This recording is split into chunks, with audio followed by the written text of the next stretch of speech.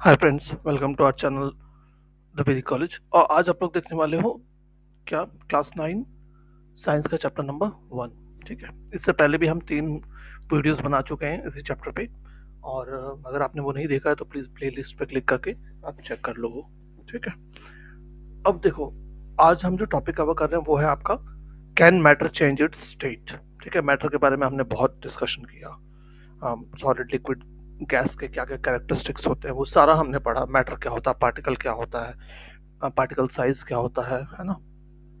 Particles के बीच में जो फोर्सेस हैं उनके बारे में भी हमने डिस्कशन किया था, है ना। ये सारा हमने डिस्कस कर लिया था। तो आज हम लोग अगला टॉपिक है आपका इम्पोर्टेंट, क्या जो है can matter change it state. अब हम सब जानते हैं इस बारे में कि बचपन से आप देखते आए हो, पानी के तीनों रूप हम जानते हैं ना, तीनों फॉर्म हम जानते हैं। और हमें पता है कि पानी तीनों स्टेट में एग्जिस्ट करता है। सॉलिड में कैसे एग्जिस्ट करता है, आइस देखी होगी आपने, आपने देखी है ना अपनी फ्रिज में आइस क्यूब जो होती हैं, है ना। तो वो सॉलिड फॉर्म में है। लिक्विड वाटर, है ना, उसका लिक्विड फॉर्म कौन सा हो गया, जो हम वाटर जानते ही हैं, वाटर पीते हो आप जो। और गैसेस फॉर्म कौन सा हो गया, वाटर वेपर। आपने देखा होगा खाना बनाते समय वेपर्स उठते हैं, या फिर कभी आप पानी गर्म करते हो तो उसके ऊपर वेपर्स आपको दिखते होंगे, है ना। तीनों की तीनों फॉर्म्स को हम जानते हैं, कहीं ना कहीं देखते आए हैं बचपन से। ठीक, तो अब यहाँ पे कुछ एक क्वेश्चंस खड़े होते हैं, हम देखते हैं एनसीईआरटी के क्या क्या क्वेश्चंस है।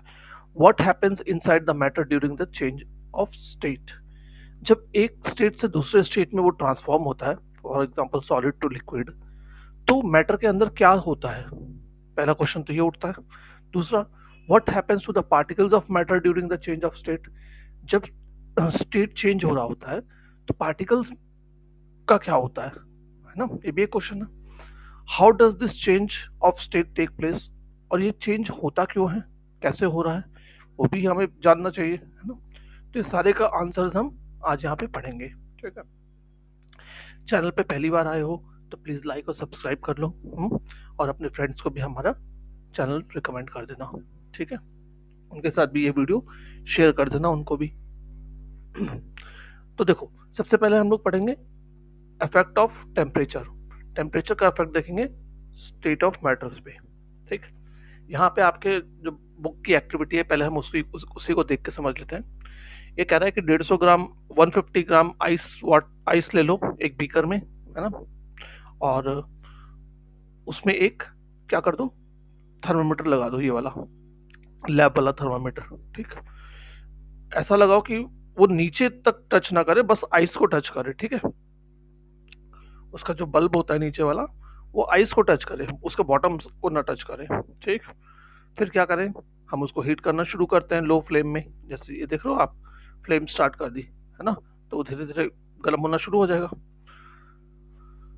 अब आप अब आपका काम क्या है, एक्सपेरिमेंट हम कर रहे हैं ना, तो आप क्या करोगे, सबसे पहले वो टेम्परेचर नोट कर लो जब आइस मेल्ट करना स्टार्ट करती है। ठीक है, जिस पॉइंट से एकदम जैसे ही आपको दिखे मेल्ट हुई है एकदम, चाहे हल्का सा भी, तो वो टेम्परेचर नोट कर लो।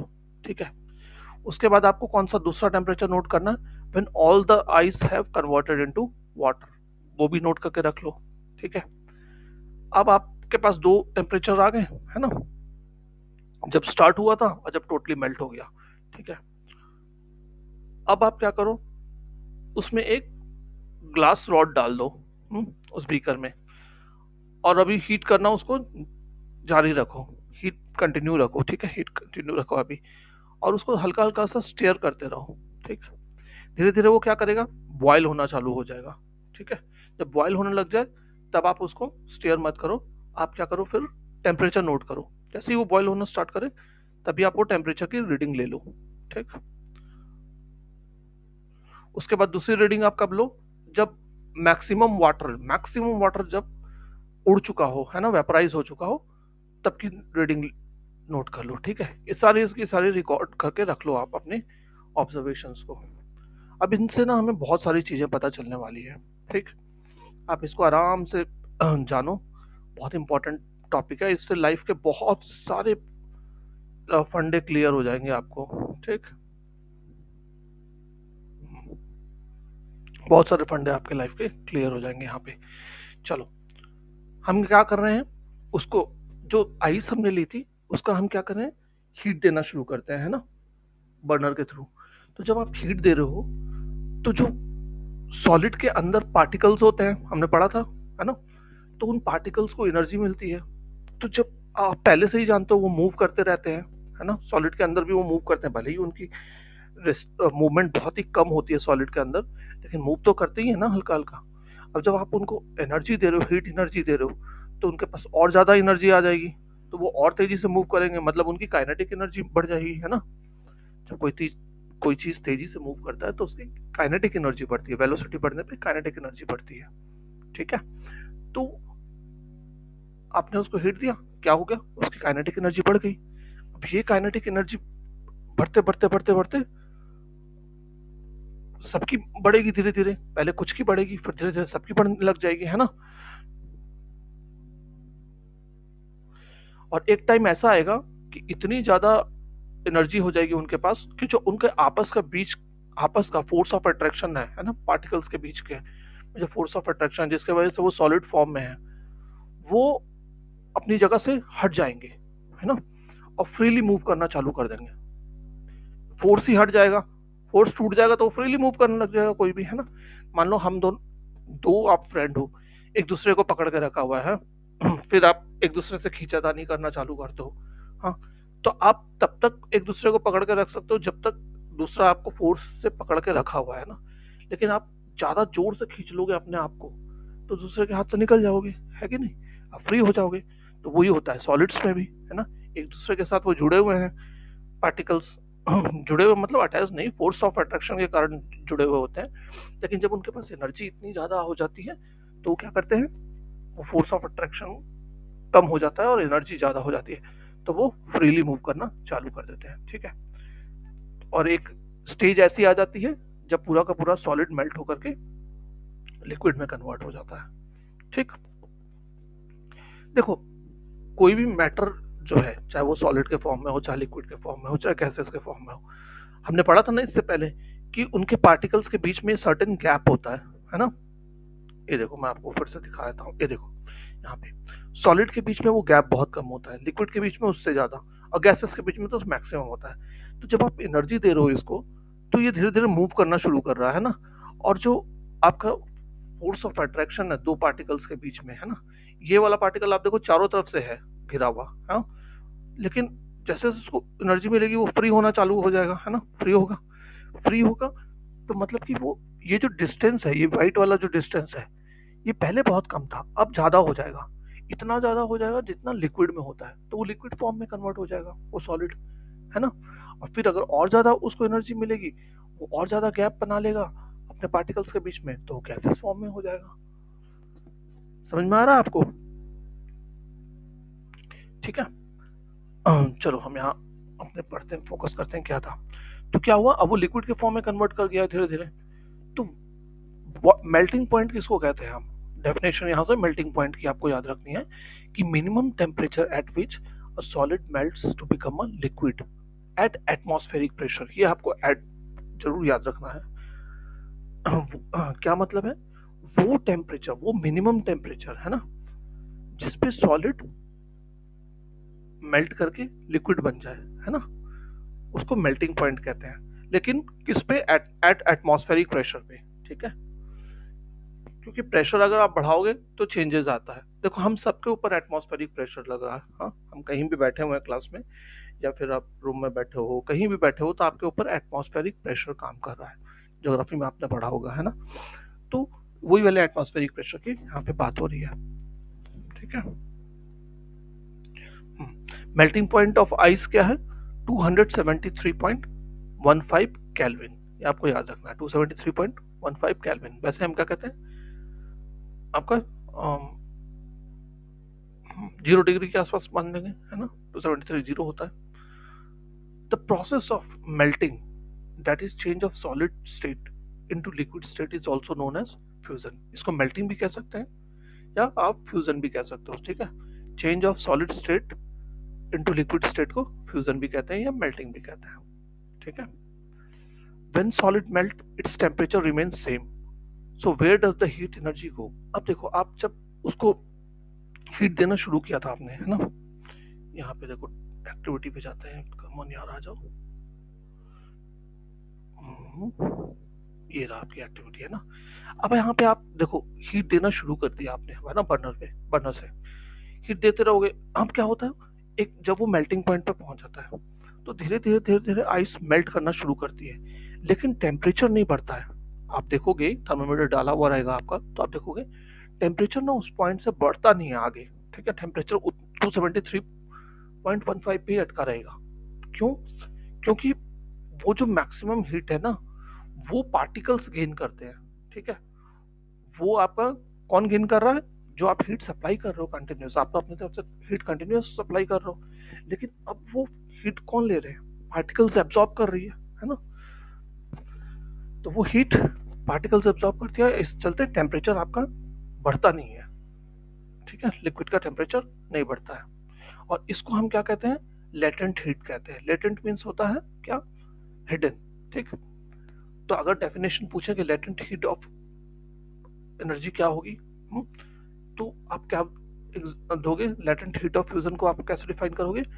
Amount of heat energy that is required to change 1 kg of solid into liquid at atmospheric pressure at its melting point.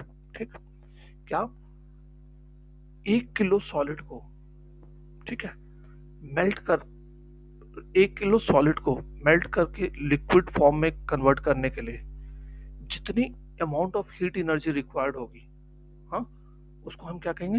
Latent heat of fusion. देखो, हमने क्या लिया था? आइस ली थी, वो सॉलिड फॉर्म में थी, हमने उसको हीट देना शुरू कर दिया, है ना। धीरे धीरे वो मेल्ट करता है, लेकिन टेम्परेचर नहीं बढ़ता है। ठीक, टेम्परेचर क्या कर रहा है? जो हम हीट दे रहे हैं ना, वो पार्टिकल्स एनर्जी एब्सॉर्ब कर रहा है, और एब्सॉर्ब करके क्या कर रहे हैं वो पार्टिकल्स? जो फोर्स ऑफ अट्रैक्शन है उनके बीच का, उसको तोड़ रहे हैं, उसी वजह से वो मेल्ट कर रहे हैं, है ना। इस चलते टेम्परेचर नहीं बढ़ता है। तो ये जो हीट है, जो आप सप्लाई तो कर रहे हो, लेकिन वो दिख नहीं रही है आपको थर्मामीटर में बढ़ते हुए, है ना। टेम्परेचर नहीं बढ़ते, वो कहाँ जा रही है?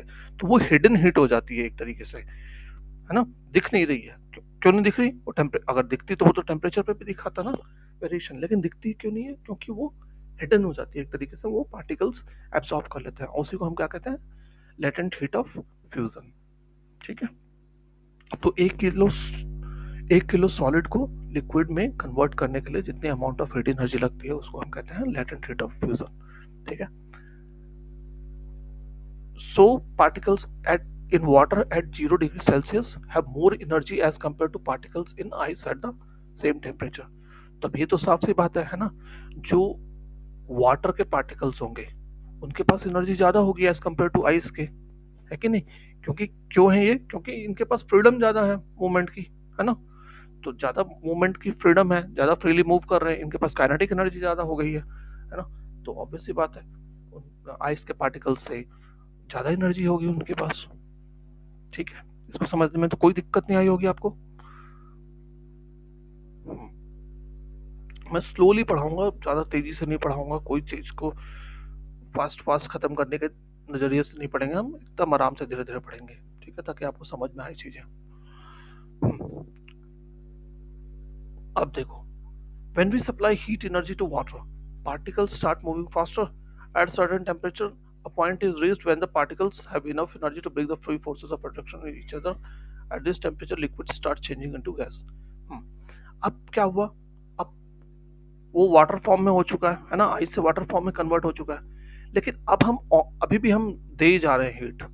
तो अब क्या होगा? अब वाटर के पार्टिकल्स भी अब एनर्जी और गेन करना शुरू करेंगे, है ना। अब जब वो और गेन करेंगे तो वो और तेजी से मूव करना शुरू करेंगे। अब जो बचा खुचा अट्रैक्शन, फोर्स ऑफ अट्रैक्शन है ना, वो भी तोड़ेंगे, उसको भी तोड़ेंगे। ठीक है, देखो हमने पढ़ा था ना कि फोर्स ऑफ अट्रैक्शन किस में सबसे ज्यादा होता है? सबसे ज्यादा सॉलिड में होता है, उससे कम लिक्विड में होता है, और सबसे कम गैसेस में होता है ना। तो जब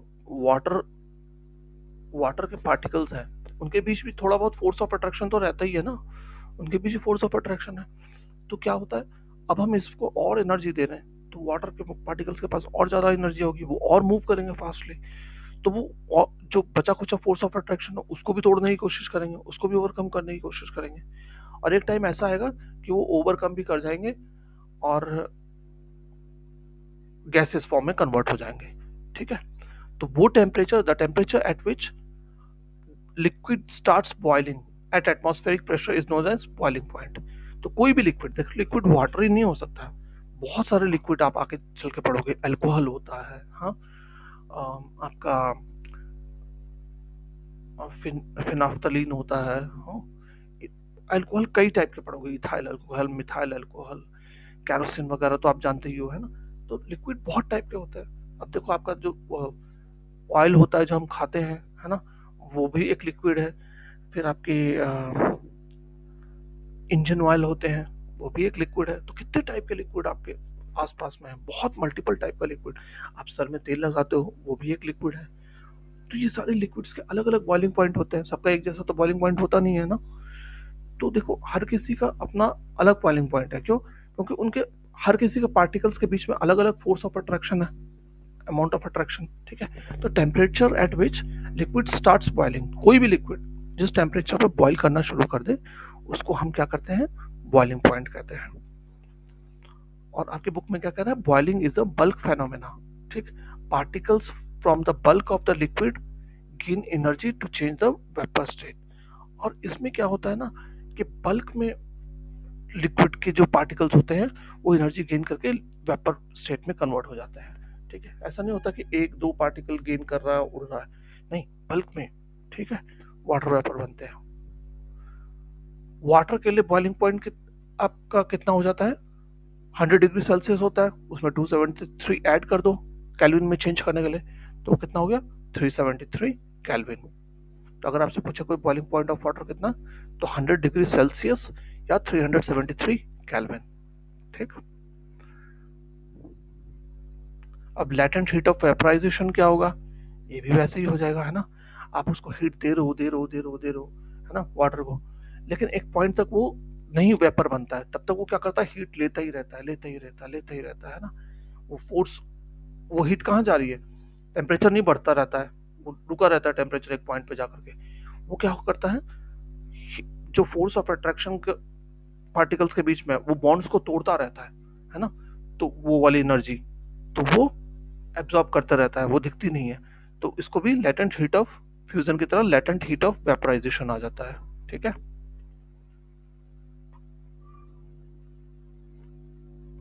तो आप देखो यहाँ पे डायग्राम के थ्रू क्या बता रहा है, सॉलिड स्टेट से लिक्विड स्टेट में क्या करना है, करने के लिए हम करते हैं हीट करते हैं, लिक्विड से गैस के लिए भी हम हीट करते हैं, है ना। लेकिन अगर हमें वापस आना हो, गैस से लिक्विड करना हो तो हम कूल करेंगे, और लिक्विड से सॉलिड बनाना हो तो कूल ही करते हैं, है ना। पानी को हम फ्रिज में रख देते हैं तो बर्फ बन जाता है ना। इसी तरीके से गैस को भी हम मशीन में डालते हैं और उसको ठंडा करते हैं, टेम्परेचर कम करते हैं, तो वो लिक्विड बन जाती है। ठीक है,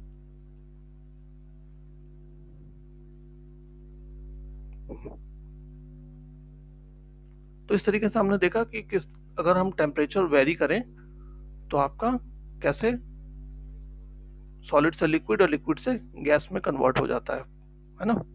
पर क्या सॉलिड टू गैस भी हो जाता है, solid to liquid, liquid to gas तो हमने देख लिया, बट क्या सॉलिड टू गैस डायरेक्ट हो सकता है या गैस से सॉलिड डायरेक्ट हो सकता है, बिल्कुल होता है। आपके पास ये भी ऑप्शन है। कौन सा है सर, आप तो क्या बता रहे हो, ऐसा तो हमने कभी नहीं देखा, भूल रहे हो आप घर में देखा है कपूर पूजा के समय, वो क्या होता है कपूर, आपकी कपूर सॉलिड फॉर्म में तो होता है, आप उसको आग लगाओ, देखो फट वेपर बन के उड़ जाएगा, वो लिक्विड में थोड़ी कन्वर्ट होता है। नहीं ध्यान दिया है, कोई बात नहीं, कल देख लेना पूजा करते समय, या घर पे जाके देखो, अभी करके देख लो। हाँ? कपूर की गोली लो, लेकिन सावधानी से, मम्मी पापा के बोलना, उनको कहना करके दिखा दे, वो तुम्हें दिखा देंगे, या कोई बड़ा भाई वगैरह हो, खुद से मत करना, थोड़ा डेंजरस है। कैंपर को थोड़ा सा जला के देखना। ठीक है, देखना वो किस तरीके से सीधा वो कन्वर्ट कर जाता है आपका सॉलिड टू कौन सा फॉर्म है, गैसेस फॉर्म है। ठीक है, तो दो प्रोसेस और आप यहाँ पे सीखोगे, change of state directly from solid to gas without changing into liquid is called sublimation. इसको आप क्या बोलोगे, सब्लिमेशन कहोगे। Change of state from solid to gas without changing into liquid is called sublimation. और दूसरा क्या है, direct change of gas to solid without changing into liquid is called deposition. ये उल्टा हो गया ना। देखो सॉलिड से डायरेक्ट गैस में कन्वर्ट हो जाए तो उस प्रोसेस को क्या कहेंगे, सब्लिमेशन। और गैस से वापस सॉलिड में कन्वर्ट हो जाए डायरेक्ट तो हम उसको क्या बोलेंगे, डिपोजिशन। ठीक है, तो इफेक्ट ऑफ आपको ये समझ में आ गया होगा बहुत अच्छे से, है ना, इफेक्ट ऑफ टेम्परेचर। कोई डाउट रहा नहीं होगा। मैं एक बार फिर से आपको एक बार तेजी से समराइज कर देता हूँ ये पूरे चीज को कि क्या पढ़ा है हमने। हमने क्या किया, हम देख चेक कर रहे थे कि क्या क्या क्या इफेक्ट होता है टेम्परेचर का मैटर पे, है ना। तो हमने लिया आइस में हमने एक थर्मामीटर फिक्स किया, उसके बाद हमने उसको हीट देना शुरू किया। जब हम उसको हीट देना शुरू करते हैं तो होता क्या है कि ऑल ऑफ अस,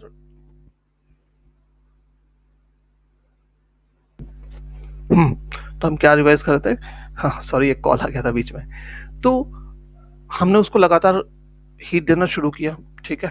अब होता क्या है कि एक टेम्परेचर पहुंचता है जिसको हम क्या कहते हैं, मेल्टिंग पॉइंट। उस पॉइंट पे धीरे धीरे वो लिक्विड में कन्वर्ट करना शुरू करता है, ठीक है। और लिक्विड में कन्वर्ट करते करते क्या होता है, हम देखते हैं कि टेम्परेचर इंक्रीज नहीं करता है, ठीक है। इसका थर्मोमीटर में हम रीड करते हैं, टेम्परेचर इंक्रीज नहीं करता। तो टेम्परेचर इंक्रीज नहीं कर रहा तो हम इतनी हीट दे रहे हैं, जा कहाँ रहा है, जा कहाँ रही है वो सारी की सारी हीट। तो हीट क्या होती है, जब आप हीट इनिशियली देना शुरू करते हो तो सॉलिड पार्टिकल्स के बीच में, देखो सॉलिड पार्टिकल्स पहले ले जाता हूँ, ये रहा। सॉलिड पार्टिकल्स के बीच में क्या है, गैप बहुत कम है, पर थोड़ा बहुत तो है। तो ये रैंडम मोशन करते रहते हैं हमेशा आपस में। आपने प्रॉपर्टी पढ़ी है ना किसी भी पार्टिकल की कि वो रैंडम मोशन में होता है। तो ये रैंडमली मोशन तो कर ही रहा था पहले भी, है ना। तो अभी हम यहाँ पे 2D देख रहे हैं, होता है 3D में होता है। ये हम क्या देख रहे हैं, या एक्स एक्सिस में जाएगा या वाई एक्सिस में जाएगा, ऐसे जाएगा, ऐसे ऐसे मूव करने का हम सोच रहे हैं खाली, है ना।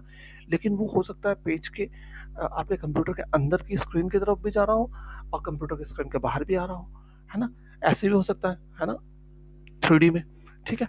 तो ऐसे ऐसे मूव करता रहता है वो। लेकिन जब उसको एनर्जी मिलना शुरू होती है तो वो क्या करता है, और तेजी से मूव करना शुरू करता है, हाँ, और स्पीड से एक दूसरे को टक्कर मारना शुरू करते हैं। जब एक दूसरे को टक्कर मारेंगे तो जो इनके बीच में बॉन्ड है ना, वो क्या होगा, थोड़ा थोड़ा कमजोर हो जाएगा, है ना। थोड़ा थोड़ा कमजोर होगा और उनके बीच में गैप आ जाएगा, ठीक। तो जब वो गैप आ जाता है तो गैप बढ़ते बढ़ते क्या हो जाता है, इतना हो जाता है कि जितना लिक्विड में होना चाहिए गैप, ठीक है। तो उस फॉर्म, तो फिर वो लिक्विड के फॉर्म में पहुंच जाता है। और टेम्परेचर क्यों नहीं बढ़ रहा था जो हम लगातार भेज रहे हैं, वो टेम्परेचर इसलिए नहीं बढ़ रहा था क्योंकि वो सारी की सारी एनर्जी तो पार्टिकल्स अपने मूवमेंट के लिए ले ले रहे थे। तो इस तरीके से वो जो एनर्जी है वो क्या हो गई, आपकी हिडन एनर्जी हो गई, है ना, हिडन हो जाती है हीट। तो उसको हम लेटेंट बोलते हैं, हिडन को लेटेंट भी बोला जाता है। तो वो लेटेंट हीट ऑफ फ्यूजन हो जाती है, ठीक है। फ्यूजन, मेल्टिंग को आप फ्यूजन भी कह सकते हो, ठीक है। तो लेटेंट हीट ऑफ फ्यूजन की डेफिनेशन क्या होगी कि 1 किलो सॉलिड को लिक्विड में कन्वर्ट करने के लिए एटमॉस्फेरिक प्रेशर पे जितनी अमाउंट ऑफ हीट एनर्जी लगेगी उसको हम लेटेंट हीट ऑफ फ्यूजन बोलेंगे। चलो जी, लिक्विड का तो समझ में आ गया। फिर लिक्विड टू गैस में कैसे कन्वर्ट होता है, सेम चीज। जब आप लिक्विड को देने लग जाते हो एनर्जी तो भाई साहब उसके जो पार्टिकल हैं वो भी दौड़ने लग जाते हैं, इधर इधर उधर भागना चालू कर जाते हैं फिर से, है ना। एनर्जी और मिल रही है और भागेंगे भाई, और स्पीड से भागेंगे। तो जो फोर्स ऑफ अट्रैक्शन आपस में था पास पास होने के कारण वो और टूटना चालू होता है। और टूटते टूटते वो इतनी दूर पहुंच जाते हैं, दूर दूर हो जाते हैं बिल्कुल, है ना। तो गैसेस फॉर्म पकड़ लेते हैं। यहाँ भी वही किस्सा होता है लेटेंट हीट ऑफ फ्यूजन जैसे लेटेंट हीट ऑफ वेपराइजेशन। एक पॉइंट पहुंचता है जहां से टेम्परेचर बढ़ना बंद हो जाता है, ठीक। क्यों, क्योंकि सारी की सारी एनर्जी तो ये पार्टिकल्स एब्जॉर्ब कर लेते हैं कि उनको फोर्स ऑफ अट्रैक्शन तोड़ना है। तो जब तक ये तोड़ते रहते हैं तब तक वो बढ़ता ही नहीं टेम्परेचर। तो वो सारी की सारी लेटेंट हीट हो जाती है, तो वो लेटेंट हीट ऑफ वेपराइजेशन हो जाता है, ठीक। तो solid to liquid, liquid to gas तो हमने समझ लिया। लेकिन सॉलिड टू गैस और गैस टू सॉलिड को क्या बोलते हैं। अगर कोई भी सॉलिड टू गैस डायरेक्टली होता है, जब जब solid to gas directly change होता है without without converting into liquid, है ना। Solid to gas direct convert हो रहा है विदाउट कन्वर्टिंग इनटू लिक्विड, तो उसको हम क्या कहते हैं, सब्लिमेशन कहते हैं। और जब यहाँ पे बेटर तरीके से दे रखा है, यहाँ पे देखो सॉलिड टू गैस में कन्वर्ट हो रहा है डायरेक्ट, तो क्या कहेंगे हम इसको, सब्लिमेशन। लिक्विड फॉर्म में तो आ ही नहीं रहा। और जब गैस डायरेक्टली सॉलिड फॉर्म में हो without converting into liquid form, तो उसको क्या कहेंगे, डिपोजिशन। ठीक, तो ये था आपका पूरा का पूरा चैप्टर, सॉरी टॉपिक। और solid to gas, gas to solid का, सॉलिड से गैस कन्वर्ट कौन सा होता है, कैम्फर होता है। कैम्फर मतलब कपूर। ठीक, और गैस टू सॉलिड आपका CO2 हो जाती है।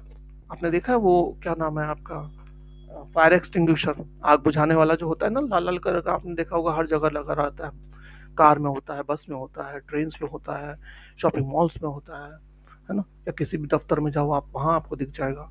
तो वो क्या होता है, उसके अंदर कार्बन डाइऑक्साइड भरी हुई होती है। ठीक है, सॉलिड फॉर्म में होती है। लेकिन जैसे ही आप उसको हाँ सॉलिड फॉर्म में होती है, और जैसे ही आप उसको ओपन करते हो ना, उसका एक नोजल होता है, वो गैस फॉर्म में कन्वर्ट हो जाती है। ठीक है,